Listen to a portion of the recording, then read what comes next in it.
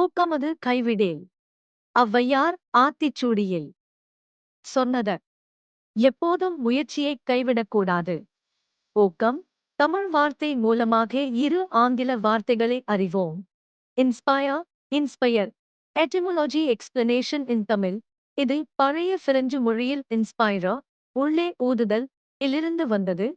இது லத்தீன் மொழியில் இன்ஸ்பிரர், உயிர் அளித்தல் என்று அழைக்கப்படுகிறது. இதன் வேறானது என், உள்ளே, மற்றும் ஸ்பைரர், ஊதுதல் அல்லது சுவாசித்தல்.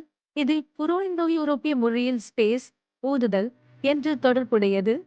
Meaning in English and Tamil. உற்சாகப்படுத்துதல் அல்லது புத்துணர்வு. To fill someone with the urge or ability to do or feel something, often creatively.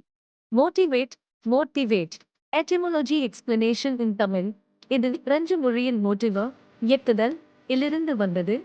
இது லத்தீன் மொழியின் motivus, இயக்கம் என்று அழைக்கப்படுகிறது.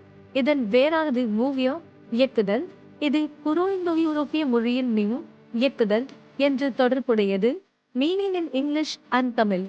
தூண்டுதல் அல்லது உற்சாகமூட்டுதல். To provide someone with a reason or incentive to act. Usage of the word in English and Tamil. The coach motivated the team to win the match. பயிற்சியாளர் குழுவை போட்டியில் வெல்வதற்கு தூண்டினார்.